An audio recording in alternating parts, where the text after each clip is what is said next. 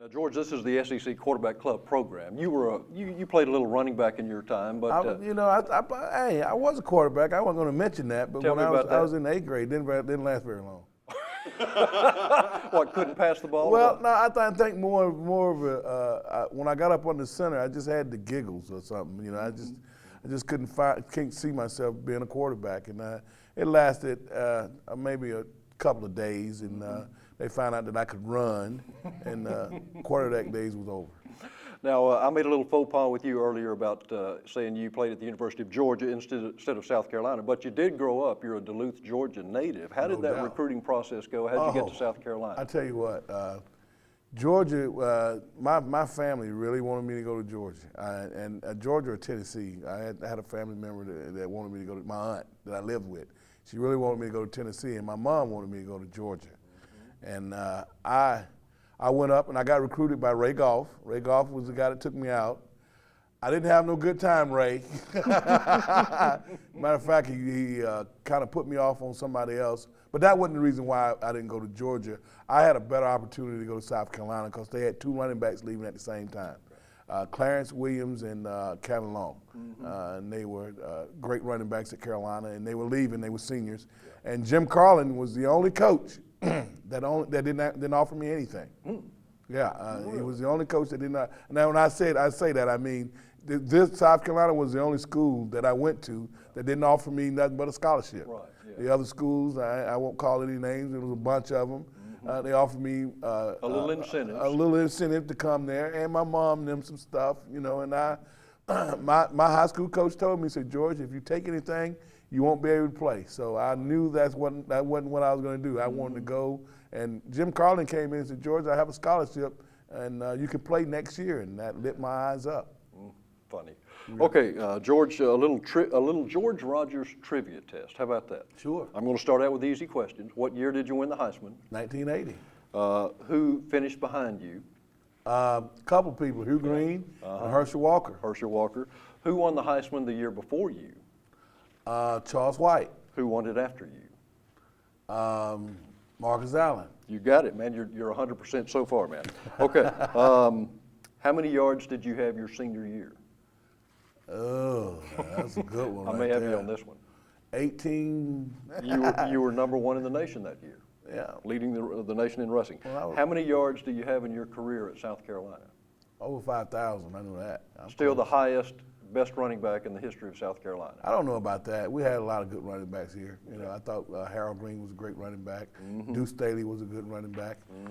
We certainly had some great running backs at Carolina. So to be the best in Wardiak, Cadillac, a long time ago, he was a great running back. So, you know, just to be among some of those good guys like that, you know, I don't consider myself the best. I just probably had the best offensive line. How about that? Nicely put. Yeah. Senior year, Heisman Trophy year. Take me through that season. How did all of that develop? I tell you what, it was a heartbreaking season for me because we lost to Georgia. You know, we lost 13-10, and it also was rewarding because we beat Michigan. And anytime you can go up to Michigan and beat them in front of 103,000, and it's kind of ironic how it happened is that they got this tunnel that they come out, and you come out together like that, and then you have to go out there on the field. Well, we didn't want to go out, and they didn't want to go out, and Coach Carlin said, well, we had to go out because we had their field, because we knew what they were going to do. When we started going out, they just ran right through us. And Coach Carlin said, if y'all go out there and whoop there, I'll go over there and whoop both Sternbergers. And then, you know, the rest is history. We beat them. It got us fired up. It got us fired up the way those guys tried to handle us. And it's like the little guy in the yard, and the big guy comes over and bullied him, and then all of a sudden he got fired up and put it on him. When did all the Heisman hype and start building up? Well, you know, I did the ABC tour with a lot of great football players. I think Hugh Green was there. Who else was there? I can't think of all of them names, but 7 different players, and we went to like 7 different cities, and it was a lot of fun. And I think it started then, and I was second leading rusher in the nation my junior year, and I got to meet a lot of people. I was All-American, and I got to meet a lot of people that, you know, like Ronnie Lott, Dennis Smith, you know, a lot of people that, I was saying, well, we're gonna play y'all, and you'll see how I run. And of course, we went up there and they kind of hammered us a little bit, but it was always amazing that I would go out of town, and I was a little country boy. I didn't know what to wear sometimes, and then I got picked at a lot. But toward the end, I got better and better, and it all worked out. The actual Heisman Trophy event, taking the trophy and everything, what was that like? Well, they kind of fooled me though. They tricked me. They told me that they was bringing. I went home and then they were looking for me, and then they said, well, you got to go to New York, and I'm like, well, I got to New York. I just got home. I mean, I miss my family and my friends right in the house. And they said, well, you got to go to New York, and they said they're gonna fly you and a couple more people up there for the Heisman. Well, when I got up there, and I'm looking for all the other 2 or 3 guys, it was nobody but me in the end. And they said I won the Heisman Trophy that Sunday night. I mean, it was Sunday or Saturday night, and I was just, what? I mean, it was, and I called my mom immediately. I called her and told her I won the Heisman Trophy. Because she the one found me and told me to go up there. And I said, well, I won the Heisman Trophy, and she was, of course, excited. And I called my coach, Jim Carlin, and told him, and he told the team, and of course, Carolina. I mean, I think reason why we deserved it because no matter how many games we won, my linemen, they will always come up and they'd say, well, George, how many yards you have? And I'd say, well, I had about 150. And they said, well, we'll do better next week. And they was more of a team Heisman Trophy than it was mine. That's neat. Yeah. All right, after you won the Heisman Trophy, your senior season, leading up to the '81 NFL Draft, you get chosen #1 overall by the Saints. What was that like? Every man get a man, and every good man get 2. That was Bum Phillips' favorite line when I got to New Orleans. And of course, when I got there, I started off really rough. I didn't make the 1.5 miles, and Bum said if it's ever third in a 1.5 miles, we won't give it to him. So that kind of made me feel a little bit better. But I got Rookie of the Year that year, and of course, again, offensive line blocked so well. I mean, we had Archie Manning, who's toward the end of his throwing days anyway. And but at the line of scrimmage was the best quarterback calling plays guy that I know. I mean, he called them all at the line of scrimmage. People on the other side didn't know that, but he would call all his plays at the line of scrimmage, and he made me carry the ball a lot. Take me through your NFL career. I mean, you had great success with New Orleans. Then went to Washington, wound up with some of your best years at Washington, and then wound up with the Super Bowl. Well, that was great. Gibbs is probably the best coach I've had during that time and during the NFL career. He was just a Christian guy and did it by the book. We did have 1 or 2 spats, but it was all my fault. It wasn't nothing he done. It was everything that I'd done, but. Just a great coach, and nothing bad to say about him at all. He's just a great guy, and wanted people to win. Wanted his players to play to win, and that's the way he coached. That Super Bowl game, '88. I tell you what, that was exciting. The only thing that wasn't exciting about it was I wasn't the premier runner that game, and I'm a team player, and I could have said something about that. But when you play football, you play to win. And at the time, I had what they call a nagging injury, but I could have played. And but our best chance to win the game was Timmy Smith.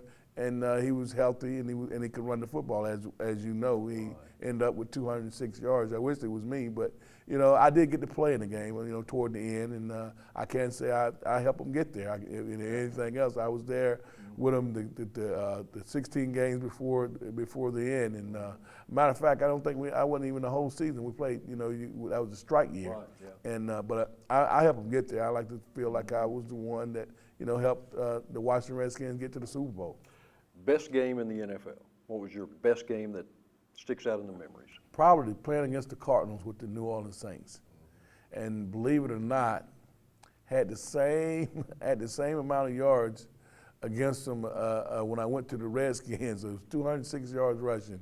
I had the same amount of yards in the 2 NFL games with the Saints and with the Redskins against St. Louis. Wow, that's yeah. That's great.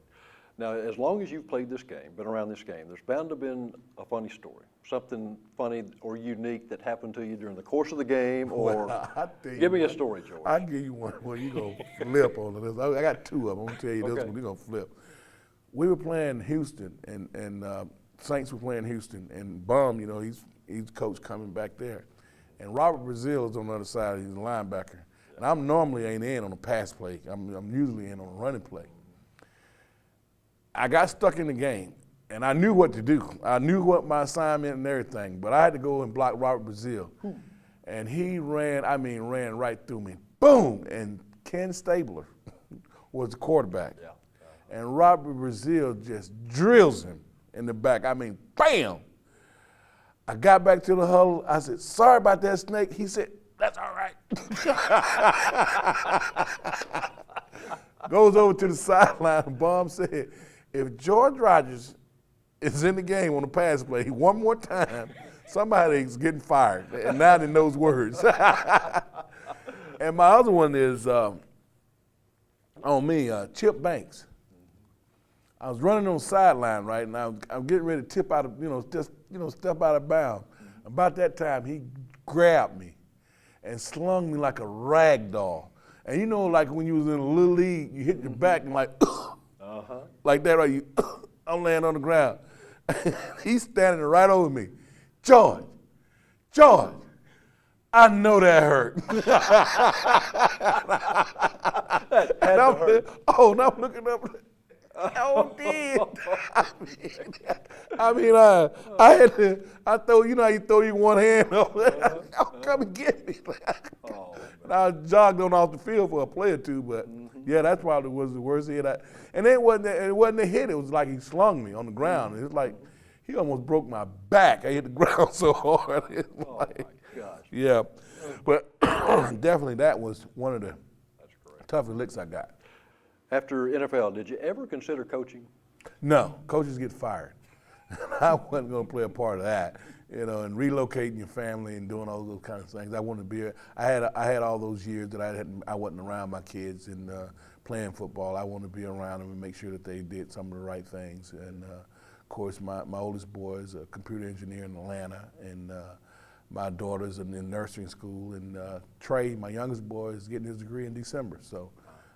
I've enjoyed working at the university in the athletic department and student affairs, but never, considered being a coach because I was one time when Joe Morrison was the coach. I was real close. I was if he lived, I was going to get into coaching. Really? But after that, those guys got it so hard. I mean, if they don't get their job done, they get fired, and I'd just rather be at the university in some other kind of capacity, maybe helping a recruit get here or something like that.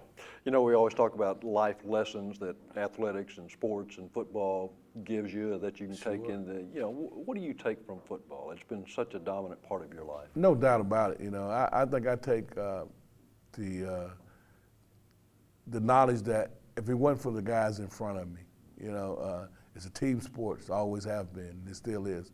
And I just take for what Carolina, what we did. People knew we were going to run. They knew it. Every time we come to the game, you might as well buckle it up because we're going to run. And those guys in front of me made me look good.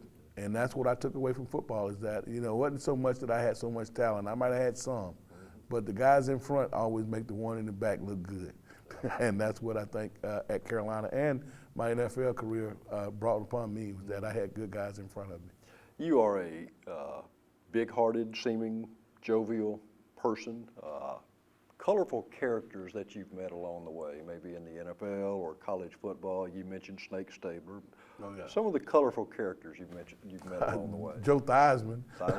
He's definitely one. Bob Phillips is really one. I mean, he's one of the guys that he got something to say. And those parties after the scrimmage, I mean, those that country western music. I mean, I've gotten to know Willie Nelson a whole lot better when I was in the NFL than I do now.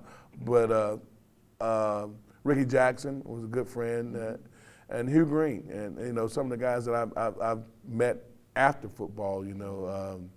a real good guy. Deuce Staley was one of my favorite guys to watch play, and of course Harold Green was one of my favorites at the University of South Carolina, and Sterling Sharp wasn't a bad one either. I thought maybe Sterling got cheated a little bit when he got hit and couldn't play anymore, but he'd have been an awesome wide receiver, and he certainly was at the University of South Carolina.